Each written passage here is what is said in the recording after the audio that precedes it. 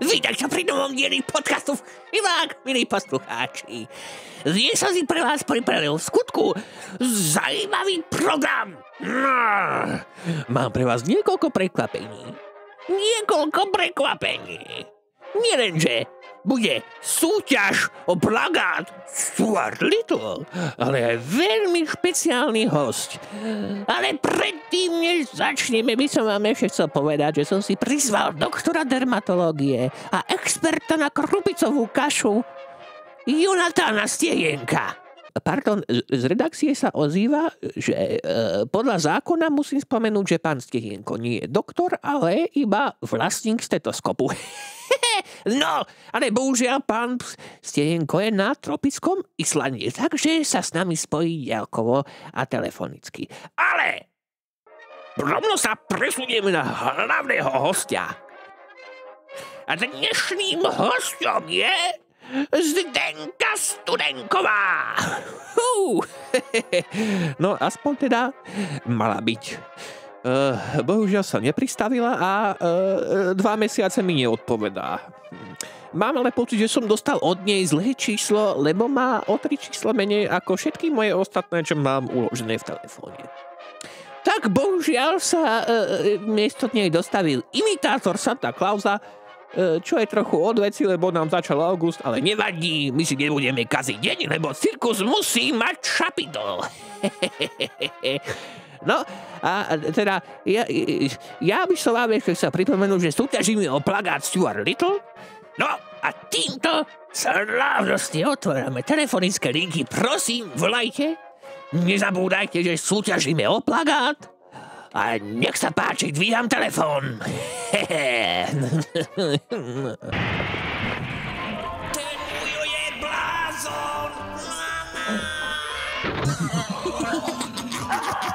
Podcast Všivák.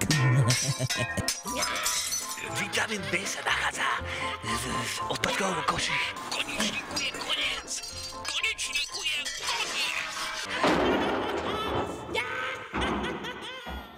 A prvý poslucháč sa ozval. Nech sa páči. Viete, pán Všivák, už to bude nejakú dobu, čo som začal trhať chrobákom nožičky. Začalo to pavúko. A teraz som dokonca otrhol krídielko Lienke. Dokonca som pokrčil slimákový tykadlá. Dalo by sa povedať, že som celkom podliak.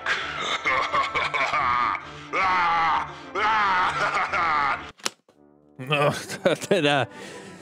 to teda bolo teda... To nám zase nejaký expert volal. Fuj, to je veľ. No, čo si o tom myslíte vy, pán Santa Claus? Ho, ho, ho. Merry Christmas. Joj, bože, to zase bude dlhý deň. No, bože môj. No a už aj volá ďalší poslucháč. Nech sa páči, hlupáčisko. Pán Všivák, ja by som chcela nahlásiť, že v miestnom markete sa nachádza v rohlíkoch a pečive azbestové ložisko. A to nie je všetko. V treske bolo kakao a v kakao bola rybacia kosť. Mám aj pocit, že pri pokladni uniká draslík. Pán Čilad, vyriešte to, lebo ja sa už bojím nakupovať. Ja na vás apelujem, pán Všivák. Ja prosím pomoc. No s týmto ja vám nepomôžem, milá pani. Najbližšie tejto problematike asi v tomto prípade je pán Stiejenko.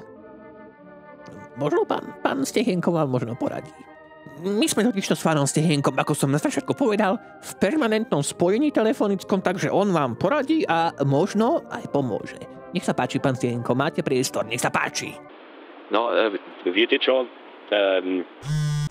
Pán Všivák, čo sa týka azbestových ložisk, ja vám moc neporadím.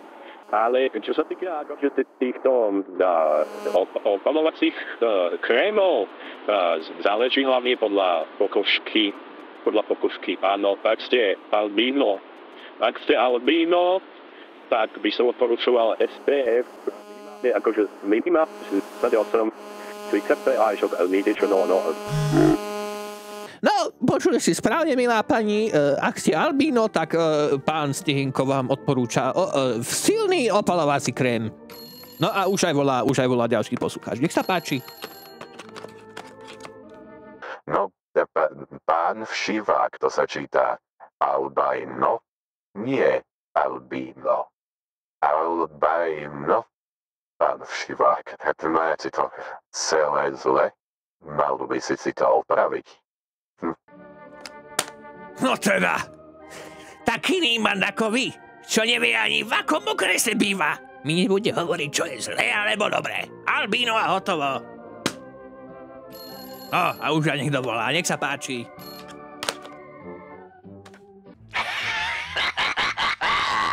Pri telefóne opäť primátor Hnus. Už si myslel, že som na vás zabudol, čo teda nie. Čaká vás etúda Hnusu. A hypofízna špiny. Vehementne rozbijem symbolickú škrupinu poriadku a rozpútam bordelnú smršť. Primátor Hnus kandiduje za primátora v roku 2008 až 2009, nech sa páči.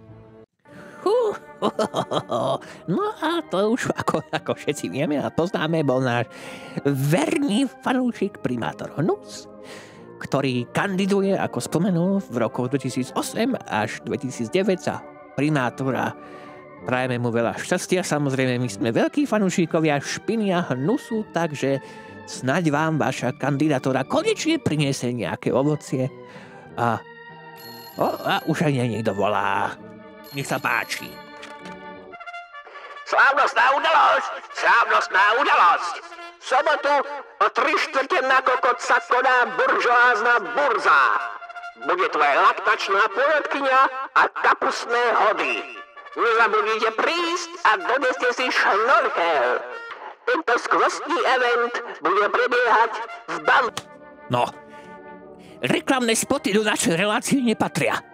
Ešte raz sa niekto takýto ozve, tak ja fakt... No dobre, no. Tak už volá niekto, tak ja to vidím, ale varujem vás. Nech sa páči. Joj, pán Šivák, tu je Jerguš. Zajtra píšem reparát z dejepisu. Neviete mi poradiť, ja som totiž to pozeral celú noc rozprávky.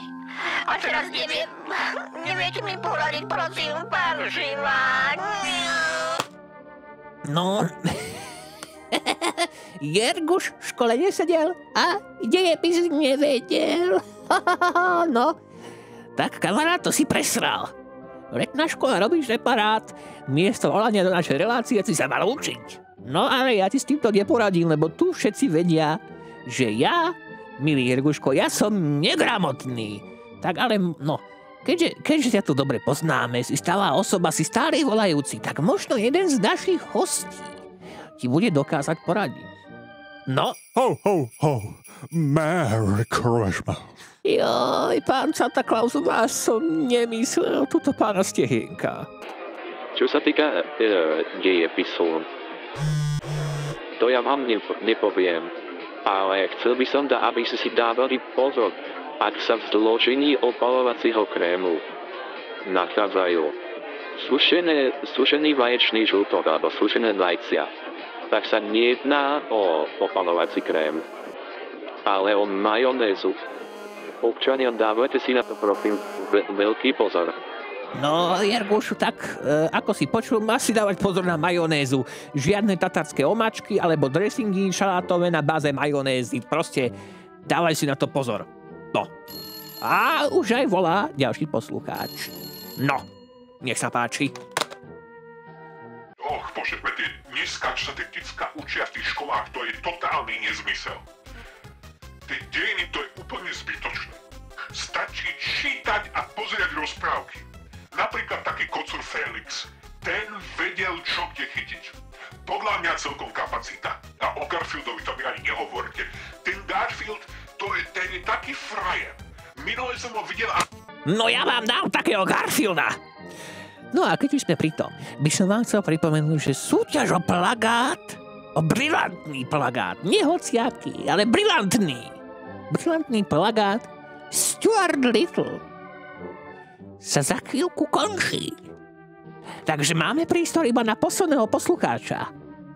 Ja už održím v rukách a po telefonáte vyhlásime výhercu. Tento plagát už čaká svojho nového majiteľa a svoj nový domov. Takže volajte a rýchle, lebo vám už dochádza čas. Pekný plagát, takže... No a už je tu posledný poslucháč. Nech sa páči. Nech sa páči. Pán Všivák, ja som jadrovca v kuchyni. On normálne za sebou ťahal muchu. A ja vám poviem, ako dlho bude trvať, kým ten mravec odniesie mňa. Oni, viete, oni tam jedia cukor a potom z toho bujný. Mňa to doženie na psi 30, pán Všivák, ja už neviem, čo robí. A teraz, milí poslucháči, teraz zalosujeme v klobúku a vyťahneme z tomboly výhercu plagátu. Náš asistent vložil do klobúku mená všetkých volajúcich, ktorí sa dneska účastnili našej krásnej relácie. A nachádza sa v ňom jedno meno víťaza. Takže poďme zašmátrať rukou ako úchyl vo vlaku a vyberieme von jedno meno. Tak. A kto to? Počkaj, pardon, toto je nejaké zle toto, ale nie? Výhercom plagátu sa Jonatan Stejenko, ale veď... No teoreticky bol pri telefóne, ale tak... No tak... No, a to nedáva akýsi zmysel, počúvajte ma, veď... To je nonsens. No, viete čo na to? Když mi přišel dotaz, či může člověk používat sprchový děl na kuriér oko, já bych povedal, že to je čisto fabulácia, to je nonsens, ano.